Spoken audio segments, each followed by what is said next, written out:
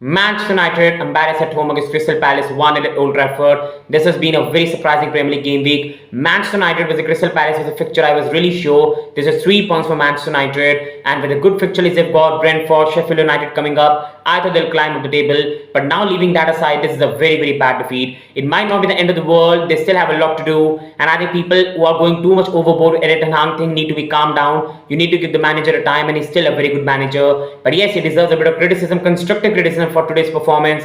Same goes for Marcus Rashford. He's a fantastic player, but I think constructively criticism is deserving because he needs to do better, but only constructive. I think Hojlund is a player fans need to be calm off, and I think many other players on the pitch who could have done better. Coming on to the match, I think Crystal Palace were a side which I thought, no man, they cannot score a lot of goals. They struggled for goals in the season. Along with that, Crystal Palace were not in a good form. Manchester United beat them in the Carabao Cup as well. United also came with a victory against Burnley, so the form was getting better. Scored 3 against Bayern Munich in the Champions League. Scored 1 against Burnley, but then again scored against Palace so many goals. So you thought Manchester United are going to build on and get goals today. But as last season, many were pointing out, they only got 58 goals last season, and Marcus Rashford had a big hand in that. They still have a bit of problem. Rasmus Hojlund for me is still a very young guy. Patience has to be given, and today they were absolutely toothless in front of goal. The way the match started, first of all, it was again a fine start by United. Tarek Mitchell made a very good block, but after that, after 5 or 6 minutes, United for me looked very passive, very passive. And Mark Guhi should have already made it 1-0 Crystal Palace. Pathetic defending from again a cross from Manchester United. And after that, Joshua Anderson scored. For that type of goal, sometimes you cannot do anything. But the problem for Manchester United is not conceding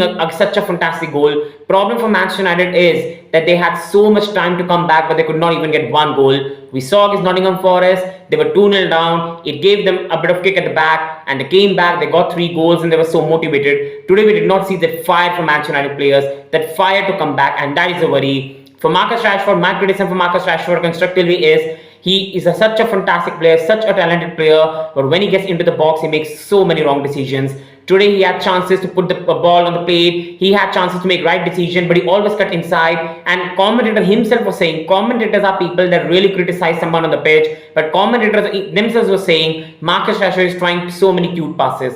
You had to do basics today and get the game back on track. Crystal Palace were just defending. You had to put the ball into the box for Hojlund or someone other. But Marcus Rashford trying different things after different things, and it just did not work out for Manchester United today. It just did not work out for Manchester United today. And after that, Hojlund had a heading chance which overall should be finished, but again he's a young player and a bit of patience has to be given. After that, Garnacho made a very good impact, and in the end it was very close. Otherwise, Garnacho could have even made it 1-1. Casemiro earlier in the game had a long shot which was whisked away from the post, but other than that, United did not do much in the game, did not. And even being very honest, I think playing Mount near to Casemiro and in the midfield is a disaster. Again, United are leaving too many spaces behind in the midfield, and I think if there was a better team than Crystal Palace, United could have even conceded more goals today. I understand Manchester United have a lot of injuries right now. They had to play Amrabat at the left. They have no Regulian right now, no Luke Shaw. They have no Wan-Bissaka. They have no Lisandro Martinez, but they still have their attacking line of it. They still had Balestri, who's a young boy, so he has to be given time. They had Bruno Fernandes. They had Marcus Rashford. They had Rasmus Hojlund. They still have attackers which are going to play a big part in the season,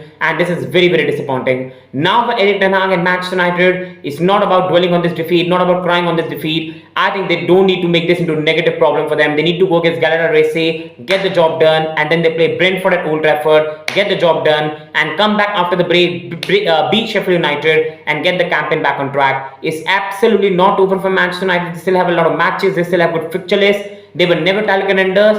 Top 5 is still very possible, so it's not over, but they need to come back now. For Erik Ten Hag, if any people is out, I think that's too much. You need to give Erik Ten Hag calm, patience. The mess that Manchester United right now in is because of sacking manager after manager after manager after manager. The time and the patience by Manchester United fans have to be given to Ten Hag, and it's up to Ten Hag now. Fans need to be calm. You see with Arsenal, they gave Arteta time, patience, and see what happened. Now yes, the ownership at Manchester United is a massive issue, but Ten Hag is still a very good manager who can make these players better even for next season. But the time has to be given, patience has to be given, but even Ten Hag himself has to do better. There are no excuses to lose games like this, and Ten Hag needs to bounce back against Galatasaray and then Brentford, because if it does not get results in those games, then it could get very, very bad for him, to be honest. So he needs to do that. And on the last, I will say, well done to Crystal Palace. I underrated them, but Roy Hodgson is a magical manager, still doing so good at this age. It only shows the age is just a number. Well done to Crystal Palace as well. For Manchester United fans, I think we need to be calm with Ten Hag, give him time. And again, these defeats happen, but it's about how you bounce back. Last season also, you had some tough situations. You came back and finished top 4. Nothing is over. But if you go on now and lose to Galatasaray and then Brentford,